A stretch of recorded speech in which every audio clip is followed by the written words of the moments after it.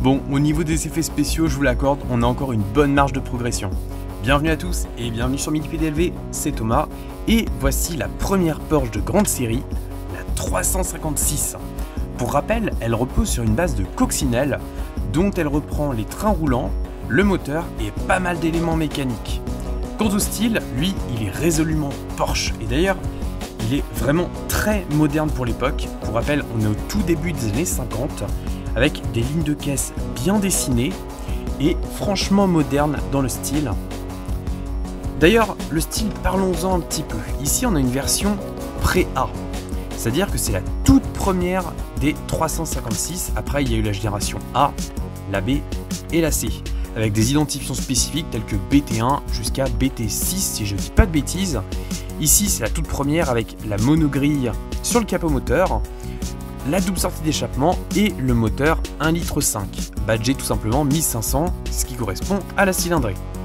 C'est vraiment une très belle miniature, personnellement je vous l'accorde, j'ai eu un petit coup de cœur, je la trouve vraiment très bien dessinée et Solido a vraiment bien fait les choses. On trouve des vitres sur les portes, les ajustements sont plutôt bons, on voit des petites marques de fixation sur les phares, mais c'est franchement tout à fait acceptable. Les jantes de coccinelle sont plutôt jolies avec un enjoliveur chromé au centre. La ligne de caisse est donc bien reproduite, la couleur, un beau gris métallisé, il est très beau, il rend bien. À l'arrière, on retrouve bien sûr le capot avec ses butoirs, c'est caractéristique et obligatoire à l'époque, la plaque d'immatriculation avec son bel éclairage et des feux décomposés.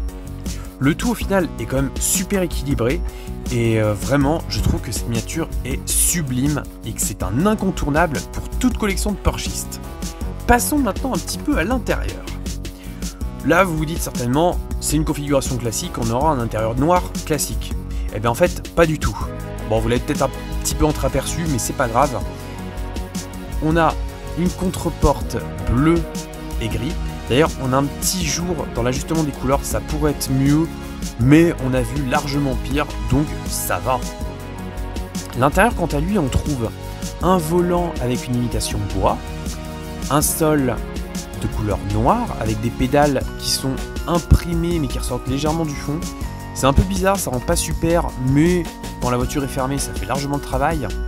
La sellerie, elle est bleue et grise, c'est assez spécial, mais je trouve que ça rend là aussi franchement bien, et ça apporte une touche d'originalité, parce qu'à l'époque, les 356, elles avaient de la couleur. C'est pas comme maintenant où toutes les 911, enfin la plupart, sont noires, grises ou blanches. À l'époque, on avait des configurations aussi audacieuses à l'extérieur qu'à l'intérieur, et je trouve que ça avait quand même vachement de la gueule.